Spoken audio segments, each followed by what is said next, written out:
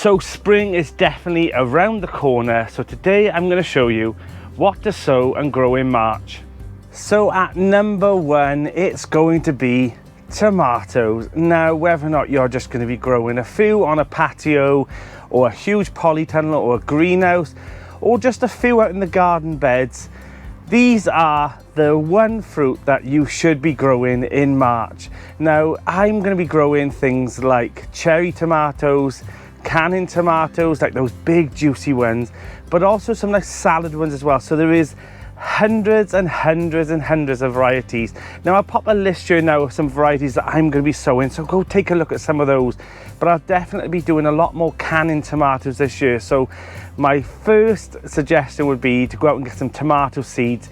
Now have a look, if you're going to be growing them outdoors, look for some blight resistant ones like here, but don't be stressed about too much whether or not you're going to be growing it under lights, heat mats. You can grow them on a windowsill as well. March to April is the time when you want to start sowing them, but I'll be sowing mine now in the middle of March, and this polytunnel will be full of beautiful tomatoes later on in the season. So number two is onions. Now if you've sown onions in January and February, perfect, but you can still sow some now if you want by seed. Now if you sow them from seed, there is less chance of them bolting, especially the red onions, but you can start some now in module trays like I did the other day, and these will give them a head start. And then later on there, middle of March, I can just plant them straight in the garden, leaving a good spacing. But I want to start them off in module trays. I'm a little bit excited about spring. So there is two options there, so get some onions done. And also, while we're talking about onions, we'll talk about leeks. Now, leeks are definitely a staple in my garden for winter cropping. I will start them off in the polytunnel, direct sow them into the bed in a nice line, one row of each. Now I'm doing 5 varieties of leeks this year because there is some that I really want to try out this year. So I'm not a stickler for sticking to the variety that works always. I want to try new varieties. Now I will put a few suggestions here of the leeks that I'm going to be actually sowing this year, but whether or not you want to start them indoors in a polytunnel in a raised bed, or just start them off in a pot, you can just get a 12-inch pot, sprinkle some leek seeds on, cover it with a little bit of compost, water it well, and then let it do its thing. And then when they're a pencil thickness, plant them out then into the garden, make a hole, pop it in, water, job done. But leeks are definitely on my list for this year and for every year that I garden. So next on my list at number 3 is brassicas, and mainly cabbages. Now if you didn't sow any in February, which I did, and I mean look at them, they're looking absolutely beautiful now. They're really taking on some shape. You can still sow your summer cabbages now. Now I'm doing Caraflax F1, white Sonsima, Virtus. I will be doing some Savoy as well. The list is endless, but make sure you sow some summer cabbages, because later on in the season you will want them on your nice roast dinners in summer. I cannot wait. But also I'll also be sowing some Brussels sprouts, some cauliflowers and broccoli. All the brassica family now can start being sown now in March. So this is the time when you want to do it, because they'll be perfect for summer crops and also winter crops as well. So do those Brussels sprouts like I mentioned, and they'll be ready for Christmas. They do take a long time to grow, but this is the time when you want to start them now to get them ready for Christmas. So get some Brussels sprout seeds. I'm going to be sowing Brendan and also Crispus this year. Brussels sprouts to me is definitely a staple, because not only am I harvest them following up to autumn and winter, but also I can store them in the freezer then as well for January, February, March time as well. So yeah, get some Brussels sprouts done. And like I mentioned, cauliflower and broccoli, the Calabrese. I'm actually going to be growing a new variety on me, the graffiti cauliflower. Now how amazing does this look? I mean, it's purple in colour. When it cooks, yes, it goes back to normal, but how beautiful will that be in the garden growing in summer? I cannot wait to try this one. Now, it wouldn't be March sowings without an abundance of lettuce. Now, I am doing so many lettuces already. I've started some off a few weeks ago. These are looking fantastic. These are called Amaze. They're a little red and green little gem lettuce. Now, they will look absolutely amazing in a sandwich later on in the season. I've also did some Tom Thumb, Marvel of 4 Seasons, And I've also got another tray which I started off as well with many different lettuce types.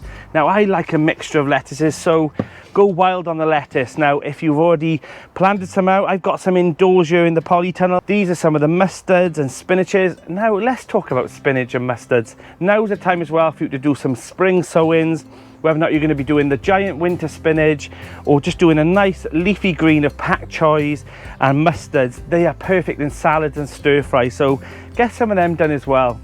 And now's the time to be looking at your herbs as well. But one thing that I will definitely be sowing this week is coriander. Now it doesn't like the heat, so March is the perfect time to start sowing it now, and it'll be harvested and out of the way before summer. However, if you want to leave the coriander then to go to flower, they're absolutely beautiful. Pollinators absolutely love them. So yes, get some coriander done, whether or not you love it or hate it. I love it. And speaking of salads, don't forget to be doing your successional sowings of spring onions. I will be sowing spring onions every 2 weeks in a module tray so that they're ready to be planted out, and then I'll plant out more. And then I also use the spare ones to be planting out in between lettuces and also gaps in the beds as well. So spring onions are definitely one of those things that you can just pop 1 or 2 out here and there, and they're brilliant gap fillers. Now next on the list that you can be sowing indoors now is some beetroot, whether or not you're doing the red varieties like Bolt Hardy, or you can be doing other ones like the Chioggia, which I would leave till the end of March, and also the golden beetroot as well. Now I've tried all different types. They're not my favourite thing to grow in the garden, but they are a staple in summer, and the golden ones are very sweet. So if you're not really into the earthy textures and tastes of the red beetroot, try the gold ones this year, because I promise you they're completely different. I wouldn't even compare them as brothers in the beetroot family. They're more like, you know, extended cousins. Those golden ones are much better. They're much sweeter as well. So unless you don't get much redness on your fingers, because they're yellow. So next on my list is courgettes. Now whether or not you grow the standard green ones or the yellow ones, I prefer the yellow ones. I find them a lot more sweeter. You can chop them up, put them in things like pasta dishes, stir fries, even in things like cakes. I just prefer the yellow ones, but I will be doing green and yellow just to give more diversity into the garden. But sow some of those indoors now, ready to be planted out in spring. They are very tender, so don't be planting them out until your last frost date. I'm in zone 8B here, which mine is normally the end of April, start of May. So I want them to be growing up now in the polytunnel or greenhouse, ready to be planted out as nice big sturdy plants. Because guess what? The slugs like them too.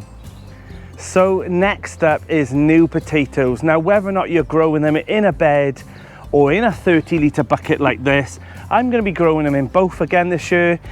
I like to do the main crops and some second and first earlies in these buckets so I can store them later on. But for my first ever harvest of new potatoes, they will be grown into a nice raised bed, hailed up and then fleeced to protect them from those frosts, just in case, because the last thing you want is frost to damage all those horns and all that foliage on top. So in the middle of March I'll start planting out some new potatoes into a raised bed, and they'll be the first thing on my plate in the start of summer. Cannot wait.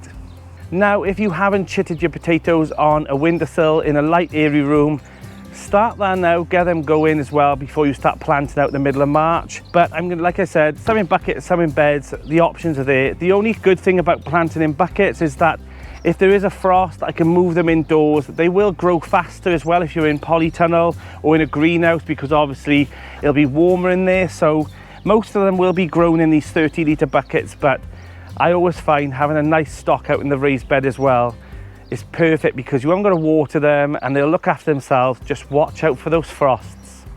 And last on my list is peas. Now whether or not you're going to be sitting there podding all those peas to have them nice with garden mint and some butter, and they're a nice companion to your new potatoes. Now varieties such as alderman, which go so high, you do have to nip them off once they go too high. They're perfect at things like trellises and teepees as well. Whether or not you're going to grow, if you haven't got much space, you can make a nice teepee in your garden. But I'm not actually doing the podded ones. I'll pop a list here now of some podded peas that you can actually grow. Now ones like Hearst green shaft, like I mentioned, alderman, you can even do some nice purpley flowered ones as well. I'll pop all the list here now as well, so that you can just, not only are they peas, but at the start of the year they'll give you some nice floral arrangements as well on your plot. But I'm actually not doing peas that you need to pod. I'm sticking to the sugar snap ones, the ones that you keep in the pods. All I have to do is harvest them, leave them in the pods. They're quite flat. Pop them in the oven with a bit of olive oil, salt and pepper. 10 minutes, they are absolutely perfect. I'm going to be doing ones like sugar snap peas, Oregon sugar pod. There's quite a few of them. I'll pop a list here as well of those ones. I'm sticking to those. They're less maintenance for me. I like to just harvest and then eat. I don't want to be sat there. I mean, it's tedious enough with the runner beans and whatnot. So I'm sticking to the sugar snap peas this year. And they'll be growing in a nice trellis in here and also outside. So start them off in your polytunnel or your greenhouse first in a bucket, and then take them outside, or grow them in gutter as well. Run it across a trench then once they're ready outside, and they're perfect. They'll be actually perfect. They'll grow up then up your structure, whether or not you're using some canes or some old branches. You know, a lot of people use like raspberry canes that from the previous year. Perfect. So I hope this has been helpful in finding out what to sow and grow in March. I'm Danny, and this is Grow Up.